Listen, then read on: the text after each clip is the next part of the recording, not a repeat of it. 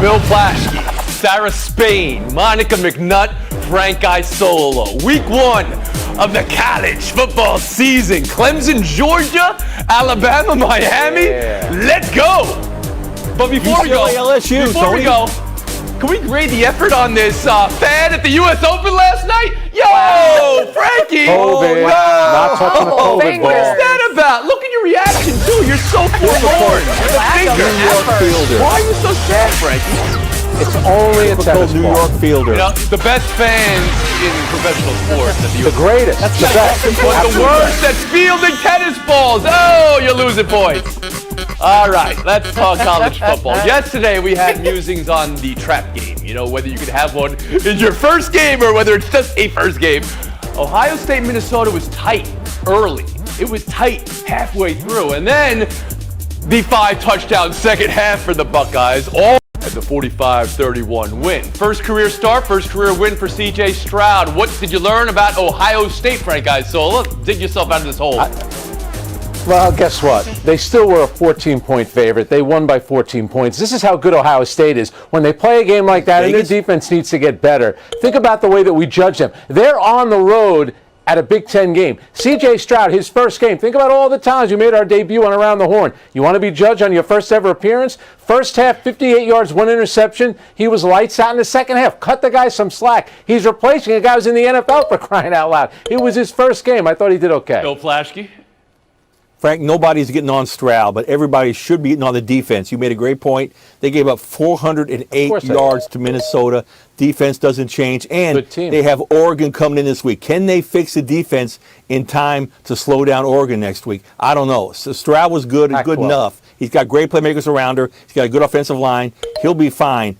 The Ohio State defense is an issue and could lead to them losing next week at Oregon. Oh, I love you, Bill. We already got issues. We already got issues. September 3rd. Sarah Spain, how about you? I don't blame Bill if people are concerned about the defense and sort of the uneven play, but it was the first game. And what we saw to C.J. Stroud was really what we expected. He hasn't played meaningful football for, like 2 years? Mm-hmm. We also heard before the game, though, that his teammates and his coaches were extremely confident in him, and that's what we saw in the second half. That was what was impressive. That's what stood out to me, that after those struggles in the first half, Ryan Day was like, let's just go big, right? Let's just go big. I'm not gonna take it easy on you. I'm not gonna make it simple. I'm gonna let you air it out because I trust you and believe in you. And that's eventually what got them to the win. That's what I would be looking at if I was an Ohio State fan, more so than the unevenness of week 1. And Monica McNutt. Well, I think it was about what you expect from a team that's ranked in the top 5 in the AP poll. Sure, the first half looked like they were sleepwalking a little bit, but I think we forget Minnesota was trying to get that win too, and Ibrahim had a terrific game before he went out with injury. Ultimately, it was just the caliber of athlete that's a little bit steeper than what Minnesota had, and that third quarter broke the game. Plaschke back in. This just goes back to the fact that Ohio State can dominate Big Ten and mediocre Big Ten teams. Can they play and win on a national level? Oh, I didn't see that yet. You're already there. The top 12. I'm just saying. Week 1. 408 yards. Minnesota was 11-2 2 seasons ago.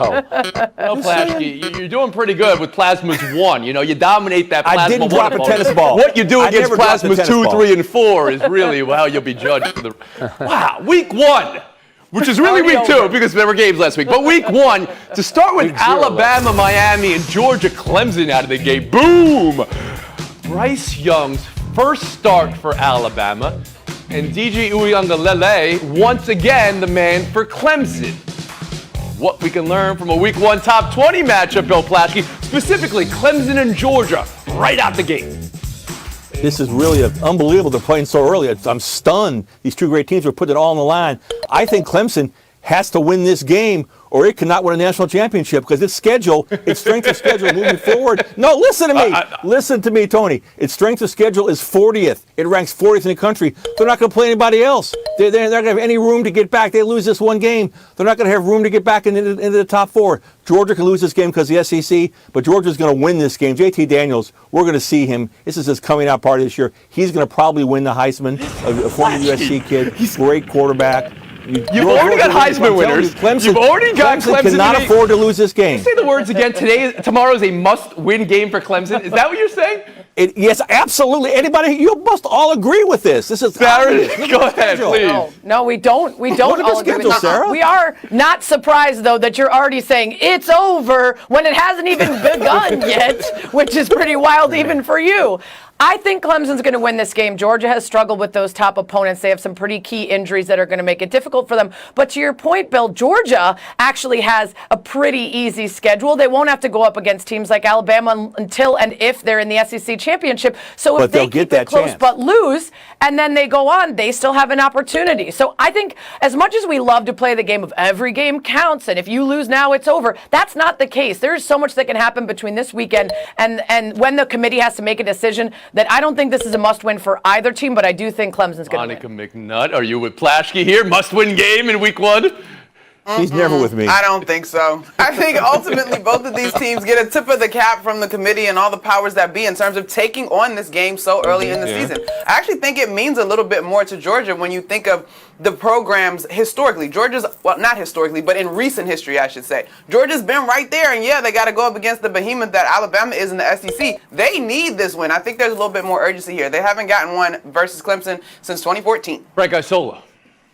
See, Bill's being slick. He's doing everything he can to get a Pac-12 team in the college football playoff. That's what he's trying to do. And Tony, bravo to you for getting the name of the Clemson quarterback right. All I know is that his name is not Trevor Lawrence. So that's going to be interesting to see how he does. I think for Georgia, though, I'll go with the must-win for Georgia from this standpoint. You lose tomorrow or this weekend, and if you make it to the SEC championship game, you play Alabama, you're probably going to lose there. 2 losses, you're not going to get in. So I think for Georgia, it's a bigger game than Clemson. Clemson will get in, I think, with 1 loss. It's not going to be Georgia. Who are they all going to play? You say this every year. That's how this college football is. I understand, but in the end, here's what college football is. It's a committee saying, who do we like more, Georgia or Cincinnati? And then we all know what happens. Georgia with 2 losses. Oh, is it Clemson or is it Central Florida? Somebody had COVID. Plaschke, you said the words. You got Georgia in this game. Yes, and you name one game. All y'all name one game Clemson can play that can rescue them if they lose this game. Name one team they can beat. North that can rescue Carolina. them. Oh, North Carolina. Name one committee that is going to pick, and I love. Name one committee that's going to pick Central Florida over Clemson when it comes up. Yeah. It hasn't happened. I would love for it to happen. I think they would. It hasn't happened. Anyone else? Everybody else got Clemson. Sarah, Monica. Clemson. Monica, you were teetering a little bit. I said Georgia. Okay, I said Georgia. All right, so that's 3 for Georgia. And then Alabama, Miami on the other side. I know here it is again. Oh, Alabama's a dynasty. This is not good for college football. Give me expectations for Bryce Young, Sarah. Well, first of all, I just love that we're having that conversation about anyone other than UConn women's basketball. Like, we used to pull that out every time they had success. Finally, let's talk about a men's team that's ruining everything by being there good. It is. Expectations are extremely high. I'm not going to lie and say I've watched a bunch of this kid, but the fact that there are the kind of pedigree of quarterback that has come out of Bama in recent years, and yet people are still saying they expect him to be the best of the bunch, that is an extremely big expectation. I think it's lucky for him that he's going to go up against a Miami team that I just don't think is going to have enough. It's going to be a win for Bama. Well, not only is Bryce young, but he's also got some young guys that he's going to be looking to find in terms of those skill positions. I got to say, I'm kind of curious how NIL comes into play here. He's already pretty much paid, and now he has an opportunity to come out on the field and put his money where his mouth is, or vice versa. Good for him. That could be, I don't want to put words in your mouth, a distraction or on the side of him on the field? Go ahead. I am all in on NIL. However, just like anytime we cross a new frontier, there's going to be some casualties. If things don't pan out, we see how willing kids are to transfer just to go to another school for an opportunity. If the money's already in the bank, who's going to sit out and thinking that they can protect themselves for their NFL future? Frank, you all know about new frontiers. You went from Long Island to New Jersey, so he missed a tennis ball. He couldn't catch a tennis ball barehanded. all right. I jumped over Staten Island, but here's what I'd say. How dare you? We're going to move on. One more story. Well, there's more. Wait, there's pressure on him, number one. And to Monica's point, name, image, and likeness, people are going to be saying, hey, wait a second. We're paying you a lot. You got to perform. I think there's a lot of pressure on this kid. This is a new frontier. One more story that is unique to the opening week of this season. It's happened before, but South Carolina, Eastern Illinois. South Carolina's starting quarterback was their assistant coach, Zeb Noland, who is a grad assistant coach. He can do this by rule. He had a year left of eligibility. He last played last spring for North Dakota State. He was Trey Lance's backup for the North Dakota State team. What do you think of this, Sarah? Do you think this is okay? I love this. You got to find someone where you can get someone. I also think that he's going to be under a lot of pressure to know the plays perfectly, to get everything right, because coach, if you got a coach in there that's just been telling you how to do everything, and then you get in there and you can't do it yourself. We always say those who can't do teach. Well, maybe in this case you better know how to do both. Monica? I'm in on this too. It certainly beats having the guy that played quarterback in high school last and it's really not his position at the collegiate level. I want to see what this precision looks like from this leadership position. Frank Isola? Maybe South Carolina found a loophole. You bring the guy in under the idea that he's going to be a grad assistant. You could work with him at a time when you're not supposed to be practicing. Next thing you know, What a conspiracy theorist you are. Of course you went that way. Year, though. All right. Well, I was wondering if someone felt that way, but I'm not surprised it's you. And Bill Plaschke. I love this like everybody else. UCLA has 16 kids in graduate school on their team. College football has become a place where people can come from all different areas, all different forms, all different types. This is tremendous. Watch out, Ohio State. Those who can't teach. Arm Plasma 4. Frank Isola, -3. We're in Horn. We're taking a break here. Continuing our coverage of the Paralympics this week. Imagine, for 1 second, what it takes to train, qualify, and compete at these Paralympics. And now, in that imagination, add that you are a refugee. God, fleeing from your home country because of conflict, trauma, and tragedy. 6 athletes at these games competing far from home. Parfait Hakizimana, straight from a refugee camp to Paralympic village. He was shot as an 8-year-old during civil war in Burundi. He competes in Taekwondo. Abbas Karimi fled Afghanistan, born without arms. He swims just as he eats and showers and dresses and drives gracefully. Aliyah Issa throws past the smallpox that left her impaired in youth and throws bullies along the way. 6 refugees representing 80 million in the world, larger than so many other countries, competing far from home, but at home at the Paralympics. By yourself next. Wow, those are Cisco Giants, 85-49. The Los Angeles Dodgers, 85-49. They are 8-8 against each other this season. The run total in those games is 68-68. That's how tight they are, and they meet 3 more times this regular season, starting tonight. The question is, who are you buying this weekend? And why am I doing this? Bill Plaschke, I'm going to start with you here. Okay, Bill, who are you buying this weekend? all due respect to the surprising Giants. I don't believe that. This is the Dodgers. This is a Dodgers weekend. This is a weekend they pass them up and don't look back. The Dodgers have won 16 of 19. Betts is healthy. Seager's healthy. They're in their stride. And the second two starting pitchers in this series for the Dodgers is Urias and Buehler. For the Giants, it's TBA and TBA. Poor TBA is going to throw his arm out. He can't pitch back to back. We'll take your jokes can go to the side for a second. You've got the Dodgers. Sarah Spade, how about you? I mean, I hope for Bill's sake he's right, because how many games do they have left to get to 116 wins? I think it's getting close. Yeah, they need to win out, to get There to you that go, number. There you I go. do think the Dodgers are going to win. Even as they've been up to this point, it does seem clear that the Giants with Longoria and Flores and Solano and all the injuries just are not as strong as they've been in the team that got them here, and I'm worried about that down the stretch. So I think the Dodgers take this. Monica? I actually am going to buy the Giants finding a way. I get it. This is a team that's injured, but they've been able to piece it together up until this point. They're confident. You can definitely say that. They're leading the league in home runs and in multiple home runs per game. This could be a little bit of a trap game for the Dodgers. Don't get ahead of yourself. Things happen in baseball. Right, guys, Sola.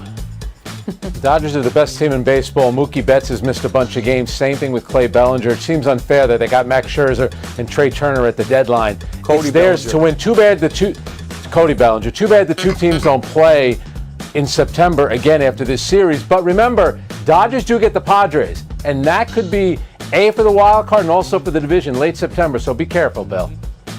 They still need 27 more wins to get to your number, Plaschke. Are you going to try to roll in postseason wins to get to your number? Clay Bellinger was a Yankee. No wonder Frank said that. Yeah. Wow. We'll move on. How the U.S. men's national team started their World Cup qualification.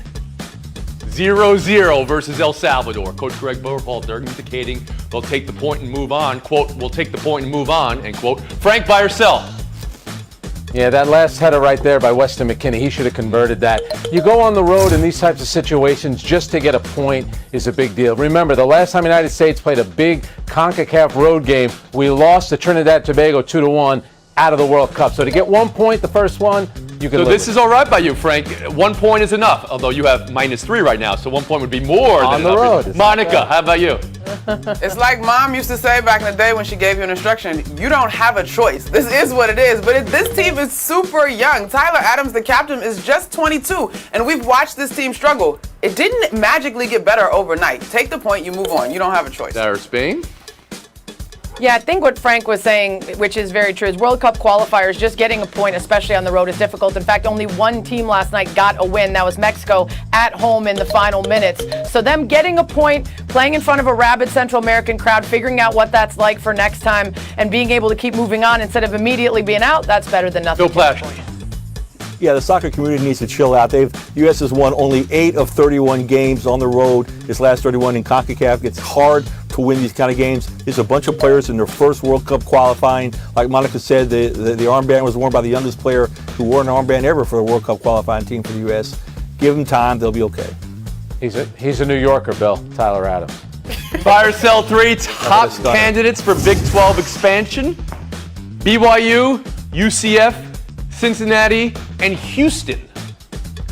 Sarah Spain, buy or sell? I'm buying it. It gives them some presence in big TV markets, and while none of those teams can get what you're giving up with Oklahoma, they're certainly at the level of the Longhorns, and you're going to need to have better production out of those teams so that 12-team expansion happens and you get those automatic bids. You're sending a representative that represents you well. So I'm here for it the way everything's gone in college football. Monica? I know that this is driven by football, but I started to think about college basketball, and there I like it. We know what Kelvin Sampson has going on at Houston, a very formidable team. BYU is a perennial team, or pretty consistently in the NCAA tournament. Cincinnati adds to the mix. I like it. Frank Isola? Yeah, these are the teams that want to get into the college football playoffs. So you join the Big 12. I think it's a great move for the Big 12 and also those 4 teams. Absolutely. Flash.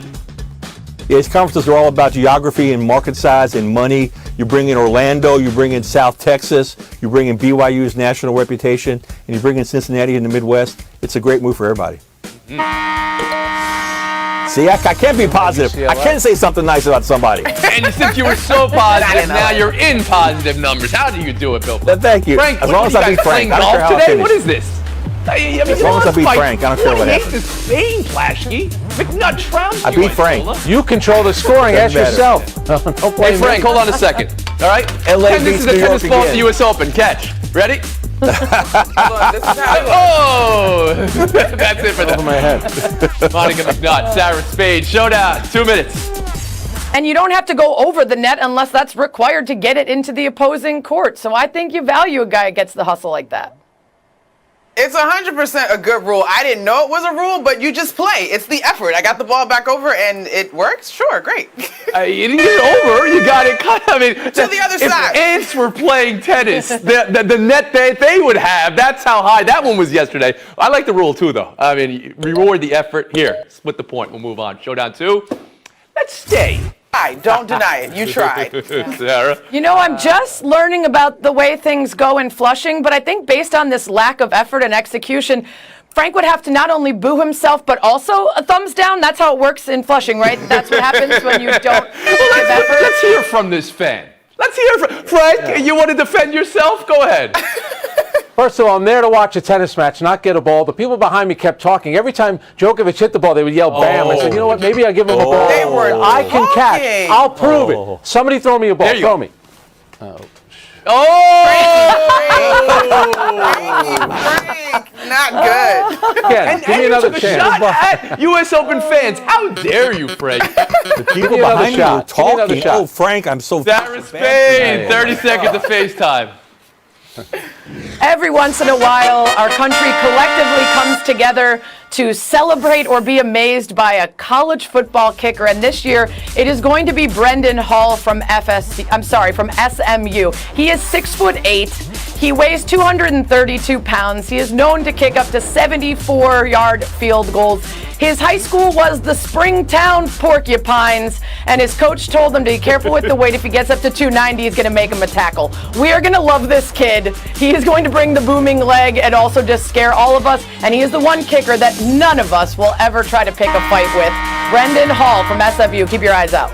Good win today, Sarah. Porcupine. Good today for Monica. And Bill and Frank, thanks for appearing. Frank, Yeah, sure. absolutely. All right, we're on The fans